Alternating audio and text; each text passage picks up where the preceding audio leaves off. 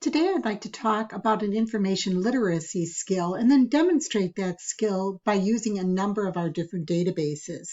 What I'd like to talk about is a search, a special kind of search called a federated search, which allows you to search across multiple text collections simultaneously.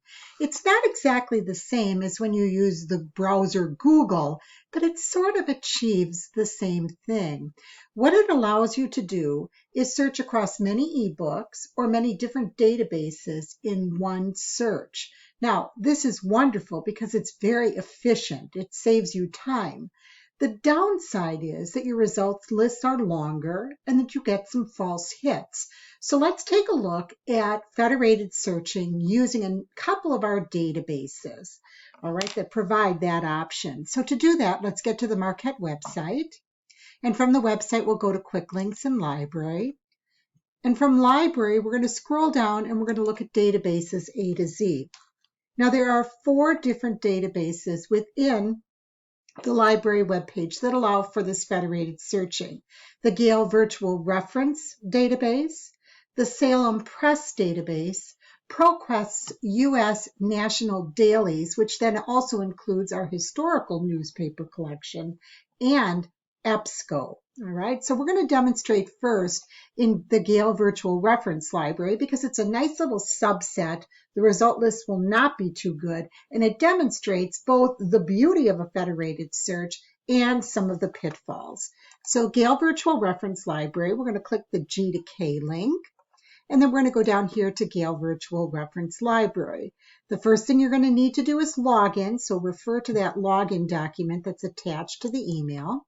So we're going to sign in, and here's what I mean. Up here at the top, you're going to notice this search box where you can search the Gale ebooks. Now, what are those Gale ebooks? Well, if we scroll down a bit, you'll see here these numbers next to these various subject headings. So I'm able to purchase books from Gale that then allows me to place them onto this platform. And when I purchase the books, they have these predetermined subject headings, and they assign a book to a collection. So let's take a look at the science collection.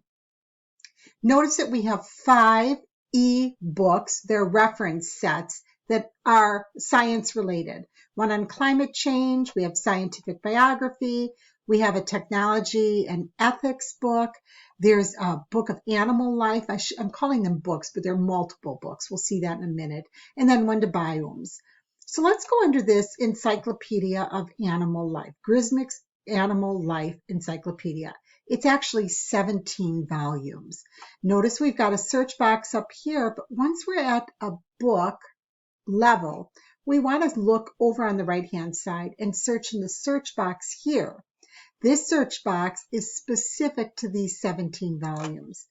So let's say that you wanted to research something on a snake called an asp. We're going to go ahead and we're going to search that with that term. Notice my only list of results is coming directly from those 17 volumes. It looks like it's a type of burrowing snake.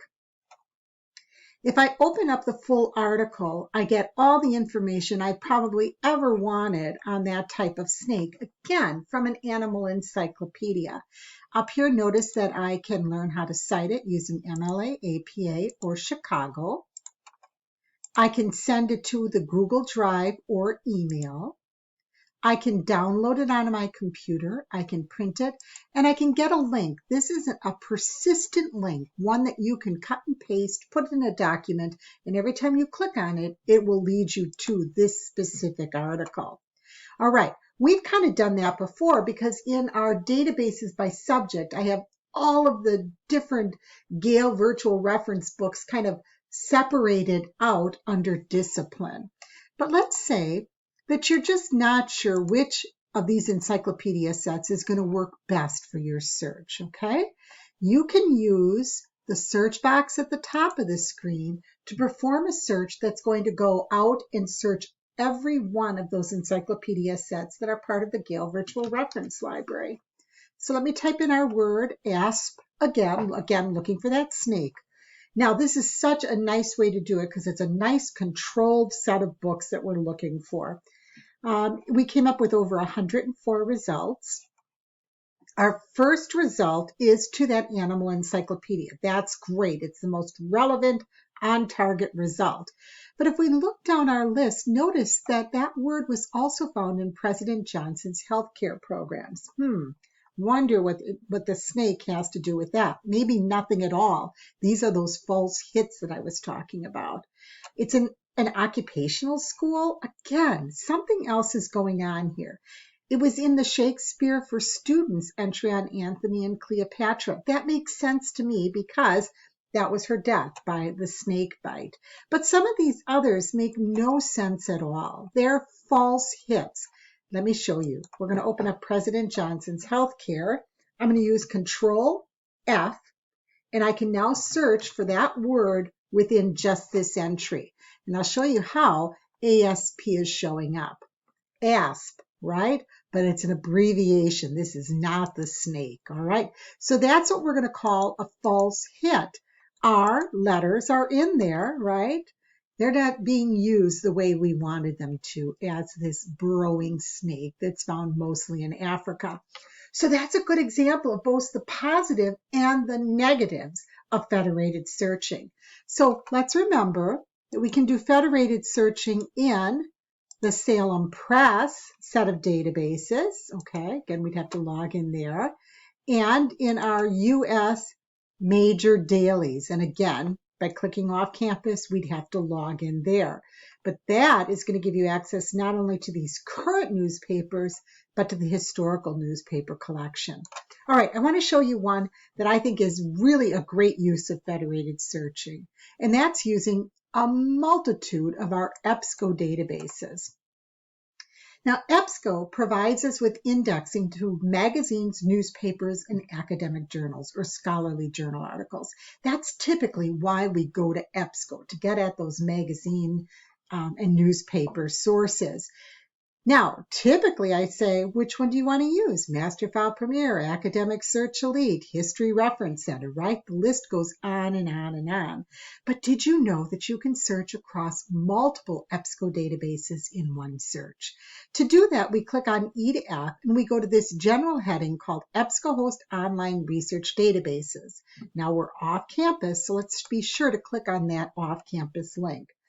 We're going to go ahead and we're going to log in to Milwaukee Marquette University High School, and then we're going to use our database, our Marquette University library barcode, and we're going to go ahead and log in. Now, I can go to their A to Z list, and I can go to EBSCO, and here I'm going to get a list of all of those EBSCO databases. But I want to stick with all of the resources. I don't want to just select one. I want to select many. So I'm going to click on All Resources, and then All EBSCO Databases. So a couple of clicks. Now, if we were on campus and you could have clicked on that link, this is where you would have been led. This is a list of all of the EBSCO databases that we get through the state of Wisconsin, all right? There are at least 25 of them. Some of them are very, very general. Others are very specific. So I know that Academic Search Complete is a very general database of scholarly journal articles, all right? And I also know if I scroll down here that there's a database called Master File Complete that is a collection of popular magazines. So I think I want to use that one too.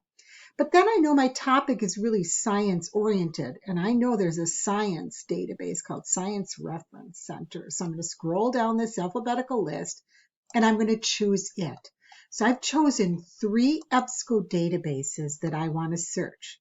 I can click on Show All, and it's going to show me the 3 I chose. If I missed one, I can go back and click on Choose Databases and add more to my list. What's beautiful about this is the efficiency of your search. It saves you time. So let's say I want information on ASP. Again, searching both scholarly journals, popular magazines, and a science database. I can go ahead and do my search. That's efficient. But here is the downside.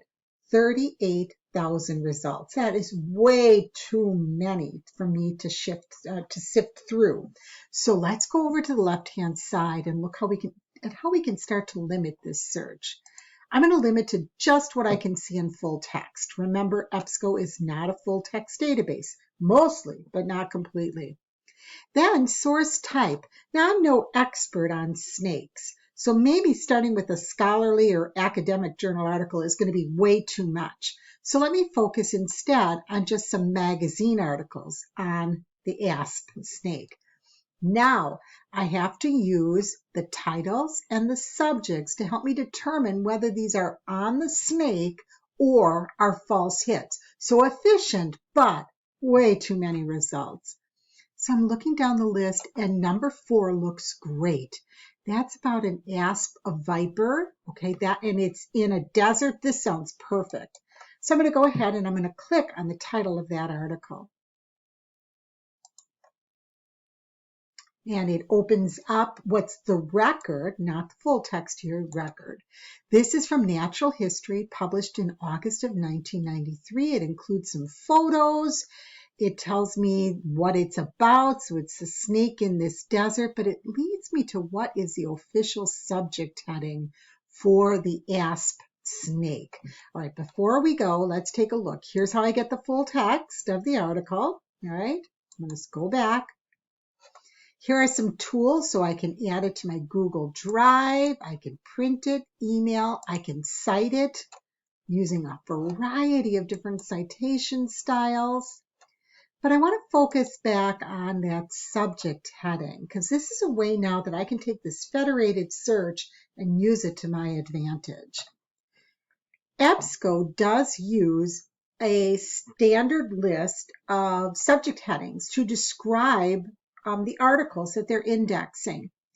And that is a much better way to search than keyword. Unfortunately, we don't have that list sitting right at our disposal. We kind of do, but not. So using the record of a good article to lead us to a better way to describe our topic can be really handy. Notice these are blue and underlined, so I can click on asp viper, and that's going to lead me to all of the entries that bear that same subject heading. So they're all going to be on the snake, right? What have I lost? I've lost my limiters. So let's limit to full text again. And then because I'm no scholar yet, let's limit to just magazine articles. Now I'm left with 3, because there was some duplication across those databases, 3 articles that are going to be highly readable, that are full text, that are going to tell me about the snake, the asp. There's the article I looked at. Here's one called Disappearing Act. This one is nice because it shows me that I can look at it as an HTML or a PDF. PDF always gives you those beautiful images and charts. Okay. All right. So we've learned a little bit about federated searching. It allows us to search across text collections with one search. Very, very efficient. But the downside is we get longer result lists and we have to filter out all of those what we call bad hits. Okay. That's not hard to do. And I think the efficiency of the search is well worth it. So happy searching until next week when I'll send you another library moment. Excellent. Have a good day.